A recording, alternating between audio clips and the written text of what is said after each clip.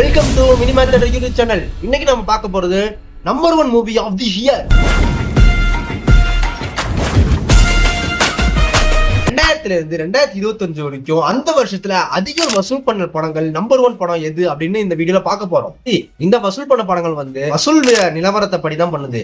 இந்த படம் நல்லா இருக்கே, சூப்பரா இருக்குமே, இது மொக்க படம், அதை படி பண்ணல. அந்த வருஷத்துல அதிக வசூல் அப்படின்னு ட்ரேடிங்ல சொன்ன படங்கள் தான் பார்க்க போறோம். அந்த வகையில 2000s வந்து வருஷத்திலேயே மிகப்பெரிய கலெக்ஷன் வாங்கி நம்பர் 1 படம் வந்து தெனாலி. கிட்டத்தட்ட அந்த நேரத்துல ஒரு 30 கோடிக்கு மேல வசூல் பண்ணி நம்பர் 1 இடத்தை பிடிச்சிருக்கு. 2001 வந்து விக்ரம் தரணி கூடியில வந்த தில் படம் அதிக வசூல் பண்ணி அந்த வருஷத்துல நம்பர் 1 இடத்தை பிடிச்சிருக்கு. 2002 வந்து அதே விக்ரம் வந்து ஜெமினி அப்படிங்கிற ஒரு மேசிவ் ஹிட் மூலியமா நம்பர் 1 இடத்தை அந்த வருஷத்துல பிடிச்சிருக்காரு. 2003 வந்து திரும்பி அதே விக்ரம் இப்படி பேக் டு பேக் விக்ரம் படங்களே வந்திருக்கு. ஹரி விக்ரம் கூட்டில வந்த சாமி படம் அந்த வருஷத்துல கிட்டத்தட்ட 40 கோடி வரையா வசூல் பண்ணி அந்த வருஷத்துல நம்பர் 1 இடத்தை பிடிச்சிருக்கு. 2004 விஜய் தரணி பிரகாஷ் ராஜ் த்ரிஷா அப்படின்னு பிளாக் போஸ்டர் கூட்டணி வந்த கில்லி படம் கிட்டத்தட்ட 50 கோடிக்கு மேல வசூல் பண்ணி மிகப்பெரிய வெற்றி அடி அந்த வருஷம் முதல் இடத்தை பிடிச்சிருக்கு. 2005 ரஜினி வாசு கூட்டணியில வந்த சந்திரமுகி படம் அந்த வருஷத்துல கிட்டத்தட்ட 90 கோடிக்கு மேல வசூல் பண்ணி அந்த வருஷத்துடைய நம்பர் 1 படம் இடத்தை பிடிச்சிருக்கு. 2006 அஜித் கே ஸ்ரீகுமார் கூட்டணி வந்த வரலாறு படம் கிட்டத்தட்ட 40 இருந்து 50 கோடி வரைக்கும் வசூல் பண்ணி அந்த வருஷம் முதல் இடத்தை பிடிச்சிருக்கு. 2007 சங்கர் ரஜினி கூட்டணியில வந்த சிவாஜி படம் கிட்டத்தட்ட 153 கோடி வசூல் பண்ணி அந்த வருஷம் முதல் இடத்தை பிடிச்சிருக்கு. 2008 கமல் கே ஸ்ரீகுமார் கூட்டணியில வந்த மிகப்பெரிய எக்ஸ்பெக்டேஷன் வந்த சகோதர படம் கிட்டத்தட்ட 60 இருந்து 70 கோடி வரைக்கும் வசூல் பண்ணி அந்த வருஷத்தோட முதல் இடத்தை பிடிச்சிருக்கு. 2009 சூர்யா கேவி ஆனந்த் கூட்டணியில வந்த அயன் படம் கிட்டத்தட்ட 50 இருந்து 60 கோடி வரைக்கும் வசூல் பண்ணி அந்த வருஷத்தோட முதல் இடத்தை பிடிச்சிருக்கு. 2010 சங்கர் ரஜினி கூட்டணியில வந்த எந்திரன் படம் கிட்டத்தட்ட 350 கோடி வரைக்கும் வசூல் பண்ணி அந்த வருஷத்தோட முதல் இடத்தை பிடிச்சிருக்கு. Grossed 375 crores at the box office alone, with nearly 60 crore rupees in the first weekend and 170 crores over the rest of its first week.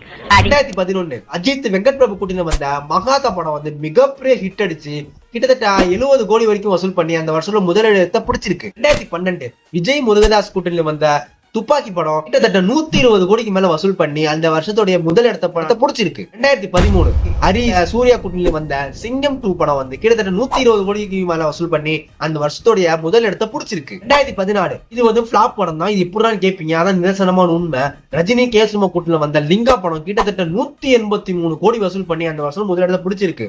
இது பிளாப் தான். கத்தி வந்து அடுத்த இடத்துல இருக்கு 140 கோடிக்கு. ஆனா ஃபிளாப் ஆன இந்த படம் தான் ஹையஸ்ட் வசூல். இப்போ ரஜினி சார் இருக்கல சார் 158 கோடி கலெக்ட் பண்ணிருக்கு சார். எல்லாம் வெளியில எப்படி வேணா பேசிட்டாங்க. 158 கோடி கலெக்ட் பண்ணிருக்கு, எனக்கு ரொம்ப பிடிச்ச படம் அப்படின்னு. 2015 அஜித் சிவா கூட்டணியில வந்த வேதாளம் படம் வந்து கிட்டத்தட்ட 130 கோடி வரைக்கும் வசூல் பண்ணி அந்த வருஷத்துல முதல் இடத்தை பிடிச்சிருக்கு. 2016 ரஜினி ரஞ்சித் கூட்டணியில வந்த கபாலி படம் கிட்டத்தட்ட 400 கோடிக்கு வசூல் பண்ணி அந்த வருஷம் முதல் இடத்தை பிடிச்சிருக்கு. ரஜினி சாருக்கு போட்டி யாருமே கிடையாதுங்க. ஒத்துக்க மாட்டேன். 500 கோடி தாண்டிட்டாரு வியாபாரத்துல.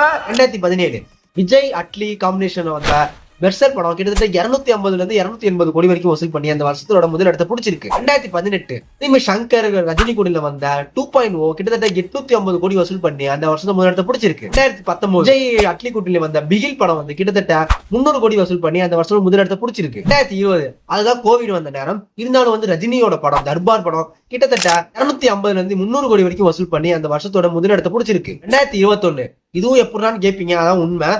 ரஜினி சிவா கூட்டணியில வந்த அண்ணாத்த படம் வந்து கிட்டத்தட்ட 280 கோடி கிட்ட வசூல் பண்ணி அந்த வருஷம் முதல் இடத்தை பிடிச்சிருக்கு. அடுத்த இடத்துல மாஸ்டர் வந்து 200 கோடிக்கு மேல வசூல்ல இருக்கு. ஏன்னா மாஸ்டர் வந்த டைம் கொஞ்சம் கோவிட் ஐயா பீக்கா இருந்த டைம், அண்ணாத்த வந்த டைம் அந்த ரிலீஃப் பண்ண நேரம், அதனால அது ஹையஸ்ட் அண்ணாத்த படம். 4 நாட்களுக்குள்ள இத்தனை கோடி கலெக்ட் ஆயிருச்சு, இத்தனை கோடி ஆயிருச்சுன்னு பயங்கரமா அதை பத்தி பேசிட்டு இருந்தாங்க.